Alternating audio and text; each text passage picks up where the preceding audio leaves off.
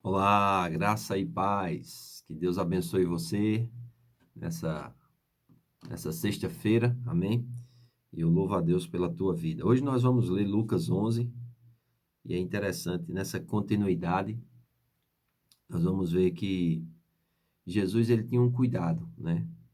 Esse texto vai estar também em Mateus, capítulo 6, versículo 9, que é a chamada oração do Pai Nosso. Os discípulos têm interesse em aprender a orar.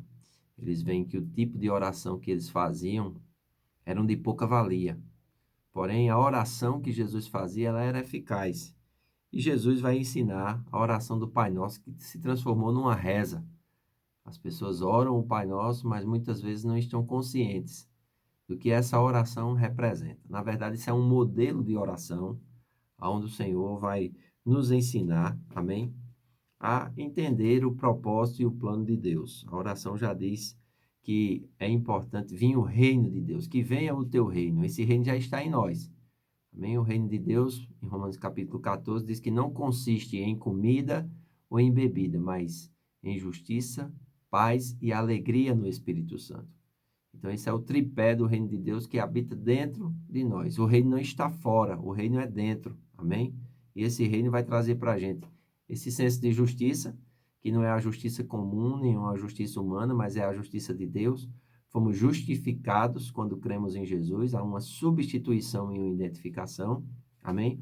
O apóstolo Paulo diz que ele morreu pelos nossos pecados e ressuscitou para a nossa justificação. Em Romanos 5:1 ele diz: justificados, pois, mediante a fé, temos paz com Deus. Esse reino de Deus já veio. E devemos santificar o nome de Deus. Amém? Não usar o nome de Deus em vão, sempre reverenciar o nome de Deus, sempre ter esse temor a Deus, que é se afastar do mal, e esse é o princípio da sabedoria. Amém? Ele vai falar também a respeito do suprimento cotidiano. Ele diz: o pão nosso de cada dia dá-nos hoje. Nós precisamos entender que Deus, ele é aquele que está atento às nossas necessidades. Amém? E segundo as suas riquezas em glória, ele há de suprir cada uma delas. Precisamos confiar em Deus, precisamos entregar a nossa vida a Deus. Amém? Precisamos cada vez mais estarmos ali alinhados e crendo que o Senhor, ele é fiel. Como o salmista Davi dizia: o Senhor é o meu pastor, nada me faltará, no Salmos 23. Amém? Nós temos que ter essa convicção, nós temos que ter essa certeza de que nada irá nos faltar, o pão diário não irá nos faltar, porque o Senhor é o nosso pastor. Quando Deus é o nosso pastor, ele vai nos guiar, ele vai abrir portas, ele vai manifestar o sobrenatural, mas ele vai nos alimentar, amém? Nos vestir, nos dar abrigo durante a nossa vida. Depois ele vai dizer a respeito sobre o perdão, amém? Ele diz assim: perdoa-nos os pecados, também como nós perdoamos a qualquer um que deve. Agora, veja bem essa condição. Deus vai perdoar os nossos pecados, como também nós perdoamos. E por que é que nós podemos perdoar? Porque nós fomos perdoados, amém? Então, na forma como nós fomos perdoados, e nós somos perdoados de todos os pecados, nós devemos perdoar também aqueles que nos devem, amém? E quando nós perdoamos aqueles que nos devem, nós fazemos um reflexo visível do perdão que nós recebemos de Deus. Então, isso é uma coisa resolvida. Deus vai nos perdoar enquanto perdoamos, amém? Mas se nós retivermos os pecados, Deus também vai reter. É uma questão de semeadura e de colheita. Você pode aprender muito sobre semeadura, você pode entender muito sobre semeadura, mas você só vai desfrutar da colheita quando você semear. Amém? E o perdão deve ser semeado na vida daquelas pessoas que nos devem alguma coisa ou que fazem algo contra nós. Nós devemos perdoá-las. Amém? E assim nós seremos perdoados. Louvado seja Deus. E ele diz assim: não nos deixe cair em tentação, mas livra-nos do mal. Nós estamos num terreno que é o mundo, amém? Nós estamos no mundo, mas não somos do mundo. Hoje nós estamos no reino de Deus. Diz que ele nos transportou do império das trevas para o reino do Filho do seu amor. Espiritualmente falando, hoje, nós estamos assentados juntamente com Cristo nas regiões celestiais. Pertencemos ao reino de Deus. mas ainda fisicamente nós estamos no campo do inimigo. Amém? E precisamos ser livres do mal. Precisamos que Deus nos proteja de todo mal. Né? Paulo escrevendo aos Coríntios, ele diz assim: cada um é tentado não acima daquilo que pode suportar, mas quando a tentação vem, Deus provê também o alívio ou o livramento daquela tentação. É exatamente em cumprimento a essa oração de Jesus.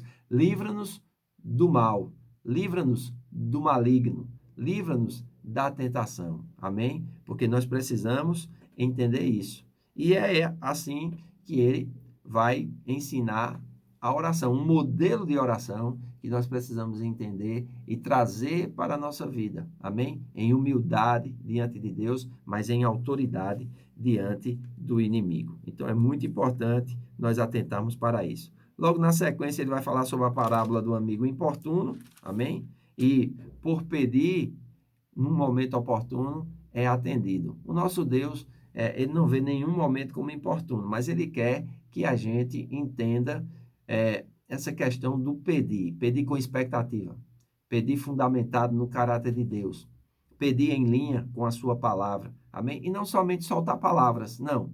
Os pedidos têm que ser fundamentados na palavra de Deus, amém? Como está lá em Isaías, né? Entremos em juízo, apresenta as tuas razões para te justificar. Então, nós precisamos entender que quando vamos diante de Deus, nós temos que ter algum respaldo da vontade de Deus, da palavra de Deus, para sermos atendidos. Amém? Então, ele vai fazer aqui um comparativo dizendo, olha, nós sendo naturais ou maus, quando o nosso filho pede alguma coisa, nós damos coisa boa, ele diz, quanto mais o Pai Celestial não dará coisas boas àqueles que lhe pedem, não dará o Espírito Santo àqueles que lhe pedem. Logo na sequência, ele vai falar a respeito da blasfêmia dos fariseus. Amém? Ele está fazendo a obra de Deus, expulsando demônios, e os religiosos chegam e dizem assim, que ele está expulsando os demônios pelo maioral dos demônios, Beelzebul. Olha que coisa séria. A religiosidade, irmãos, é algo muito danoso. O que é uma pessoa religiosa? É uma pessoa que está aparentemente ligada às coisas de Deus, mas o seu coração está desconectado de Deus. Então, ele vive uma vida aparente. Não tem essência, não tem realidade, não tem conexão. É apenas vamos dizer assim, um fiscal. Amém? Da fé e do modo de viver dos outros. Mas o grupo fariseu nasceu com algo interessante. Diz assim, fariseus é o nome dado a um grupo de judeus devotos da Torá. Então, eles eram muitos devotos. Amém? Quando começaram, eles tinham surgido para se contrapor aos saduceus. Esses saduceus eram uma outra seita judaica, que eles não criam em anjo, eles não criam praticamente em nada dos dons espirituais. E esse grupo de fariseus, eles se levantam. Isso é datado aproximadamente do século II antes de Cristo. E eles também são os que iniciaram as sinagogas.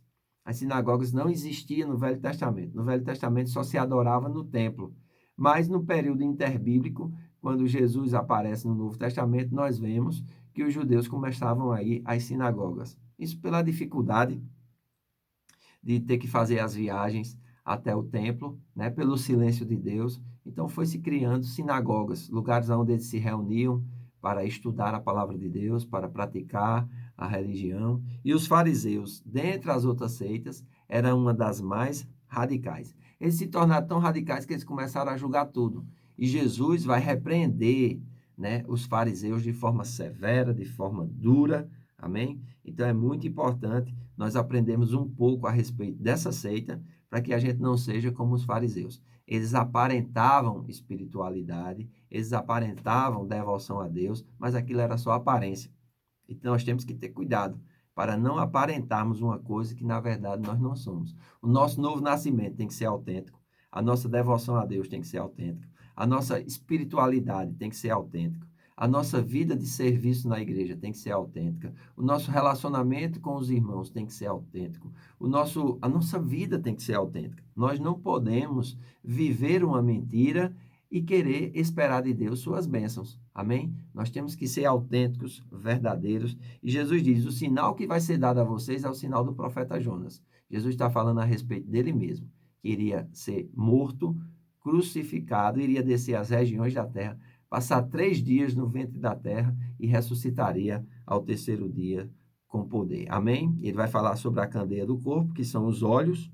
Amém? O olho é visto como a lente da alma e reflete toda a orientação da vida de alguém. Veja como é importante.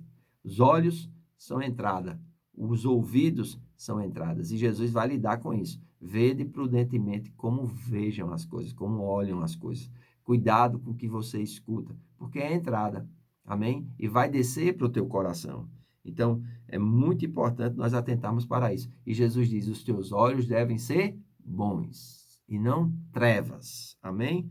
E Jesus vai censurar novamente tanto os fariseus como os escribas, amém? Porque esse povo vai viver o tempo todo tentando armar ciladas para Jesus, mas ele não cai em nenhuma, ele continua focado no seu trabalho, na sua obra e no seu serviço a Deus. Ele veio para salvar o mundo, ele veio para servir o mundo, amém? E glória a Deus por isso. Hoje nós estamos aqui por causa do seu amor, por causa do seu serviço, por causa da sua morte e ressurreição. Então, espero que você tenha sido abençoado com esse vídeo. Que Deus te abençoe. Compartilhe nas redes sociais e tenha um bom trabalho. Amém? Esse final de semana, nós vamos ter o nosso culto de celebração no domingo à noite. Será uma grande bênção. Eu espero você e sua família na Casa do Oleiro. Fica na rua Cezinho Show, número 100B, no Cruzeiro, aqui em Campina Grande, na Paraíba. Um grande abraço e que Deus te abençoe. Bom trabalho.